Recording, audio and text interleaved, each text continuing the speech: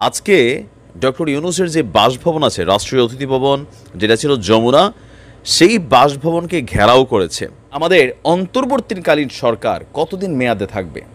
দিন শেষে নির্বাচন নিয়ে ডক্টর ইউনূস একটা বক্তব্য দিয়েছেন। এখনো আহতদের সুচিকিৎসা নিশ্চিত করতে না পারা অন্তর্বর্তী সরকারের প্রথম ব্যর্থতা। 24 ঘন্টার মধ্যে সেটি অন্তর্বর্তীকালীন সরকার গঠিত হয়েছে, বেশ অনেকদিন হয়ে গিয়েছে। আপারাকে আমি এই অন্তর্বর্তীকালীন সরকারের প্রথম ব্যর্থতা হিসেবে চিহ্নিত করি। সম্মানিত দর্শক, বাংলাদেশের অন্তর্বর্তী সরকারের প্রধান উপদেষ্টা ডক্টর মোহাম্মদ ইউনূসের বাড়ির সামনে ভিড় করেছেন এবং তার বাড়ি ঘেরাও করেছেন শিক্ষার্থী এবং জনতা। সম্মানিত দর্শক, এইখানে ডক্টর মোহাম্মদ ইউনূসের বাড়িতে যেভাবে তারা দাবি নিয়ে গিয়েছেন একের পর এক আবদার, এবং কোনো আবদারে নাকি রক্ষা করতে পারছে না ডক্টর মোহাম্মদ ইউনূস। ইতিমধ্যে কিন্তু তার বাড়িতে কঠিনভাবে ঘেরাও করেছেন শিক্ষার্থীরা। সম্মানীয় দর্শক, এই ভিডিওতে কিন্তু আপনারা দেখতে পারবেন কি তাদের আবদার, কি তাদের দাবি, এবং কি কারণে ডক্টর মোহাম্মদ ইউনূসের বাড়ি ঘেরাও করেছেন, এবং কি নতুন নির্বাচন কবে হচ্ছে, সেই সব বিষয়গুলো নিয়ে এই ভিডিওতে কিন্তু চাঞ্চল্যকর তথ্য আপনারা দেখতে পারবেন। তাই ভিডিওটি শুরু থেকে শেষ পর্যন্ত দেখবেন। চ্যানেলে নতুন হয়ে থাকলে সাবস্ক্রাইব করে আমার সাথেই থাকবেন। ভিডিওতে একটি লাইক করে দেখতে থাকুন সম্পূর্ণ ভিডিওটি। স্বাধীনতা বাঙালি জাতির জন্য আসলে খুব বেশি মনে হয় দরকার নাই, কারণ বেশি স্বাধীনতা পাইয়া গেলে এই জাতি কি পরিমাণ আওলায় তার কিছু চিত্র গত কয়েকদিন যাবত আমরা বাংলাদেশে দেখছি। সদ্য নিয়োগপ্রাপ্ত একটা অস্থিতিশীল সিচুয়েশন, এই পরিবেশে ডক্টর মোহাম্মদ ইউনূস তিনি কি কাজ করবেন, নাকি আসলে এই যে উটকু ঝামেলাগুলো সেগুলো পোহাবেন? আপনি দেখেন, আজকে ডক্টর ইউনূসের যে বাসভবন আছে রাষ্ট্রীয় অতিথি ভবন, যেটা ছিল যমুনা, সেই বাসভবনকে ঘেরাও করেছে আমাদের অসংখ্য ভাইরা, হাজার হাজার মানুষ সেখানে। আর ওনার নিরাপত্তা এই মুহূর্তে সেনাবাহিনী, বিডিআর বা আমাদের আইনশৃঙ্খলা বাহিনীর যেই সদস্যরা আছেন তারা সেখানে পরিস্থিতি সামাল দিচ্ছেন। এখন দাবি কি দেখেন, গেল কয়েকদিনে গত 16 বছর এই জাতি বা এর আগেও রাজনৈতিক সরকারগুলোর সময়ও এতটা কোনো একটা সরকার আসার সাথে সাথে ভাই সবার দাবি দাওয়া এরকম একদম উপচে পড়া ভিড়ের মতন সামনে আসলে এটা তো একটা কি বলা হয় যে কাজের ডিস্টারবেন্স। ভাই তিনি রাষ্ট্র ক্ষমতায় বসছেন, কারোর চাকরি পার্মানেন্ট করার দাবি, কারো ঈদের বেতন বোনাসের দাবি, কারো বেতন ভাতার দাবি, কারো পুরা সরকারিকরণের দাবি, আজকে এই দাবি কালকে ওই দাবি। এগুলো কি উদ্দেশ্য প্রণোদিত, ওনার কাজকর্মকে বাধা দেওয়ার জন্য? উনি তো কোনো রাজনৈতিক সরকার হিসেবে আসেন নাই, উনি আসছেন অন্তর্বর্তীকালীন সরকার। এই সিদ্ধান্তগুলো নিবে একটা রাজনৈতিক সরকার যখন ক্ষমতায় আসবে। আপনারা ওনার কাছে কেন এগুলো শুরু করছেন? উনি নির্দিষ্ট কিছু কাজের জন্য তার দায়িত্বের জায়গাটাতে তিনি বসেছেন। তো সেই কাজগুলো করার আগে আমি দেখছি স্বাভাবিক তিনি যেহেতু প্রধান উপদেষ্টা, তো আজকে এখানে যাইতে হচ্ছে, কালকে ওইখানে যাইতে হচ্ছে। ইভেন আমাদের উপদেষ্টারা পর্যন্ত বিভিন্ন জায়গায় গিয়া এই যে ধন্না দেওয়া একটা গ্রুপ রাস্তাঘাটে বসে গেছে, এদের জন্য আসলে মানুষ বিরক্ত হচ্ছে। এই প্রশাসনের যে কাজগুলা খুবই জরুরি, সেই কাজগুলা বাধাগ্রস্ত হচ্ছে।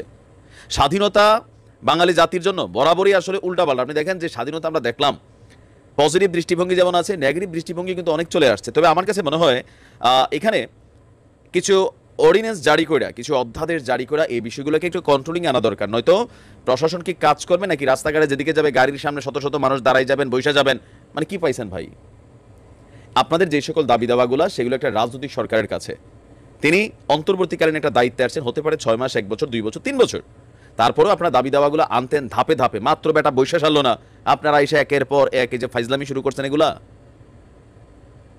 একটা কাজ দরকার, এই মুহূর্তে খুবই গুরুত্বপূর্ণ কিছু কাজ দরকার। সেই কাজগুলার এগেনস্টে আপনাদের এই ধরনের পদক্ষেপগুলো বাধা হয়ে দাঁড়াচ্ছে। তো আমার যেটা মনে হয় আর কি, আর সমন্বয়কদের উদ্দেশ্যে আমরা 2-4টা কথা বলে না। প্রথমত হচ্ছে, যত বেশি এই টেলিভিশন সেন্টারের ডাক বা সংবাদ সম্মেলন এগুলো এড়াই চলবা, তোমাদের জন্য ভালো। অতি কথন মিডিয়া দেখলেই তোমরা চলে যাচ্ছ, বিশেষ করে হাসনাত এবং সার্জিস সহ আরও 2-4 জন। সারাদিন টেলিভিশন সাক্ষাৎকার, সারাদিন মিডিয়া টকশোতে উপস্থাপন হওয়া, বিভিন্ন ধরনের ফেসবুকে বক্তব্য দেওয়া, এগুলোতে হচ্ছে কি তোমাদের কিছু নির্দিষ্ট কাজ আছে। কথায় না বড় হয়ে কাজে বড় হতে হবে। তো কাজে বড় হওয়ার জন্য কাজই করা দরকার। বিশেষ করে যারা সারা বাংলাদেশে সমন্বয়ক টিমগুলো থেকে যে পদত্যাগ শুরু হয়েছে, যেমন আমি দেখলাম আজকে জগন্নাথ বিশ্ববিদ্যালয়ের প্রধান সমন্বয়ক যে সেই পদত্যাগ করেছে। চট্টগ্রামের একটা ছেলে ছিল রাফি, এই কোটা আন্দোলনকে বৈষম্য বিরোধী আন্দোলনকে কেন্দ্র করে খুবই ইফোর্ট দিয়েছে ছেলেটা। আজকে দেখলাম তাকে নিয়েও চট্টগ্রামের যারা ইনফ্লুয়েন্সার আছেন অথবা যারা এই আন্দোলনকে মাঠ পর্যায়ে গতিশীল করেছিল, তারা কিন্তু এগুলো নিয়ে বিভাজিত হচ্ছে। কেন বিভাজিত হচ্ছে? কারণ সারা বাংলাদেশে শুধুমাত্র 2-6 জন ছেলে তো আর পুরোটা বাংলাদেশকে কন্ট্রোল করে নাই। সেখানে প্রত্যেকটা জেলায় জেলায়, থানায় থানায়, স্কুলে স্কুলে এক একটা পোলাপাইন এক এক ধরনের ভূমিকা রাখছিল। তো সেই ছেলেগুলাকে যখন কোনো ক্রেডিট দেওয়া হচ্ছে না, সেই ছেলেগুলোর সাথে যখন কোনো সমন্বয়, আজকের ভিডিওটাতে খুবই গুরুত্বপূর্ণ কিছু বক্তব্য আছে। গত 53 বছরে বাংলাদেশের রাষ্ট্র ব্যবস্থা যে সিস্টেমে গিয়েছে, তো সেই সিস্টেমে দেখা হয়েছে কি স্বাধীনতার পরে প্রধান রাজনৈতিক দল আওয়ামী লীগ তাদের মধ্যে অনেকটা পরিবর্তন চলে আসছিল অ্যাজ এ রেজাল্ট 1975, তারপর আসছে বিএনপি, জাতীয় পার্টি, আবার আওয়ামী লীগ, আবার বিএনপি। দীর্ঘ এই পথ চলাতে একটা সরকারের সামনে আরেকটা সরকারের কর্মগুলো ছাড়া আর কোনো টার্গেট ছিল না। বাট তারা জানে সারা বিশ্ব কিভাবে চলে, কিন্তু রাষ্ট্র পরিচালনার ক্ষেত্রে কথায় কথায় আওয়ামী লীগ বিএনপির টানে, বিএনপি আওয়ামী লীগ এবং আওয়ামী লীগের টানে। তো এই যে টানাটানির খেলায় আসলে বাংলাদেশ কোথায় যাওয়ার কথা ছিল? এই যে আমরা অনেকেই যারা শ্রমিক ভিসাতে মধ্যপ্রাচ্যে গিয়ে বসে আছি বা ইউরোপের বিভিন্ন দেশে গিয়া জীবন ঝুঁকি নিয়ে জীবন কাটাচ্ছি, কেন? তাদের দেশের ইকোনমিটা ভালো, তাদের দেশের জীবনযাত্রাটা ভালো। তা আমাদের দেশটার কি এরকম দরকার নাই?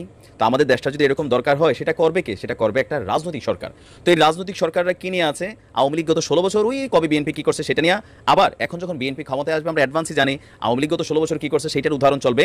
বাট দেশের জন্য একটা লাইফ টাইম অথবা একটা আলটিমেট গোল, যেটা লক্ষ্য, সেটা কিন্তু নির্ধারিত হবে না। আর এই নির্ধারিত না হওয়ার কারণেই বর্তমানে ডক্টর ইউনূসের নেতৃত্বে যে সরকার বসছে তাদেরকে কাজ করতে দিতে হবে। তারা যদি কাজ করতে না পারে তাহলে আবার বিএনপি আসবে, 15 বছর পর আবার আওয়ামী লীগ আসবে। এই খেলার মধ্যেই চলবে। আমরা ব্যক্তি জীবনে গ্রামের মধ্যে রাস্তার নমুনা দেখেন, দোকানপাটের এলাকার নমুনা দেখেন, একটা সরকারি সুযোগ সুবিধা নিতে দেখেন, আপনি এদের তেল মারতে হবে, চাটতে হবে। আমরা এগুলোই করতেছিলাম এত বছর। বাট যেহেতু একটা পরিস্থিতি তৈরি হয়েছে, আমি মনে করি যে ডক্টর ইউনূস সাহেব আজকে যে বক্তব্য দিয়েছেন, প্রথম থেকেই ওনার বক্তব্য বা ওনার গোল একটা সুন্দর বাংলাদেশ। এই লোকটার কোনো লোভ নাই, লালসা নাই, টাকা পয়সার দরকার নাই। বাট তিনি চান যাতে একজন নোবেল লয়ের সারা পৃথিবীতে ঘুরেন, সেই জায়গাতে তিনি চান বাংলাদেশকে একটা সুন্দর প্ল্যাটফর্মে উপস্থাপন করার জন্য। তো যাই হোক, এই মুহূর্তে আমাদের অন্তর্বর্তীকালীন সরকার কতদিন মেয়াদে থাকবে, কতদিন পর তারা জাতীয় নির্বাচন দিবে। আর নির্বাচন নিয়ে ইতিমধ্যে আওয়ামী লীগের পক্ষ থেকে একটা বক্তব্য আসছে সজীব ওয়াজেদ জয়ের। তো এই মুহূর্তে মানসিক ভারসাম্যহীন তিনি, তার কথা বলে লাভ নাই। বাট বিএনপি বা জামায়াত ইসলাম তারা কিন্তু মনে প্রাণে চাচ্ছে যে নির্বাচনটা হোক, বিভিন্নভাবে তারা ইশারা ইঙ্গিতে বোঝানোর চেষ্টা করছে। তো দিন শেষে নির্বাচন নিয়ে ডক্টর ইউনূস একটা বক্তব্য দিয়েছেন। তিনি বলছেন যে তার হাতে এই মুহূর্তে 6টা টার্গেট, এই অন্তর্বর্তী সরকার 6টা বিষয় নিয়ে কাজ করছে। এই বিষয়গুলো যখন পারফেক্ট হবে তখনই নির্বাচন হবে। আবার এই নির্বাচন কবে হবে সেটা আমরা জানি না, লাগতে পারে 6 মাস, 6 বছরও লাগতে পারে। তবে তিনি কোন 6টা খাতকে সবচেয়ে বেশি গুরুত্ব দিয়ে কাজ করার চেষ্টা করছে এই সরকারটা। ইতিমধ্যে আমরা অনেক জায়গায় অনেক পরিবর্তন দেখছি। সরকারি যে প্রশাসনিক পোস্টগুলো আছে, আর্মি, পুলিশ, বিডিআর, তারপর ধরেন আমাদের নৌবাহিনী, বিমান বাহিনী। সম্মানিত দর্শক, আশা করি সকলে পুরো ভিডিওটি দেখলেন। এই ভিডিও সম্পর্কে অবশ্যই আপনাদের মূল্যবান মতামত ভিডিওর কমেন্ট বক্সে লিখে জানাবেন। সম্মানিত দর্শক, ইতিমধ্যে কিন্তু আপনারা অবগত আছেন, বাংলাদেশের সাবেক প্রধানমন্ত্রী শেখ হাসিনা পদত্যাগ করে যাওয়ার পর বাংলাদেশের অন্তর্বর্তী সরকারের উপদেষ্টা হিসেবে গ্রহণ করেছেন ডক্টর মোহাম্মদ ইউনূস।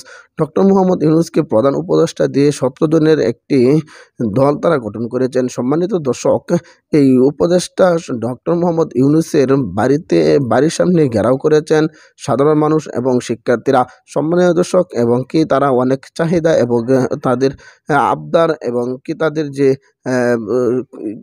কিছু দিয়েছিল তাকে তা কোনোভাবে কিন্তু পূরণ করতে পারছে না ডক্টর মোহাম্মদ ইউনূস। সম্মানিত দর্শক, একের পর এক আবদার দিয়েই যাচ্ছেন, কোনো আবদারই রক্ষা করতে পারছে না। এবং কি কবে হতে যাচ্ছে বাংলাদেশের নির্বাচন, সেই নির্বাচন নিয়েও এবার প্রশ্ন উঠেছে ডক্টর মোহাম্মদ ইউনূসের কাছে। ইতিমধ্যে কিন্তু এই ভিডিওতে আপনারা বিস্তারিত দেখতে পেরেছেন। অবশ্যই এই ভিডিও সম্পর্কে আপনাদের মতামত ভিডিওর কমেন্ট বক্সে লিখে জানাবেন। এরকম ভিডিওগুলো সবার আগে পেতে অবশ্যই চ্যানেলটাকে সাবস্ক্রাইব করে পাশে থাকা বেল বাটনটি অন করে রাখবেন পরবর্তী আপডেটগুলো সবার আগে পাওয়ার জন্য। আজকের মতো ভিডিওটা এখানে শেষ করলাম। দেখা হচ্ছে পরবর্তী ভিডিওতে। সেই পর্যন্ত ভালো থাকবেন, সুস্থ থাকবেন। আসসালামু আলাইকুম ওয়া রাহমাতুল্লাহ।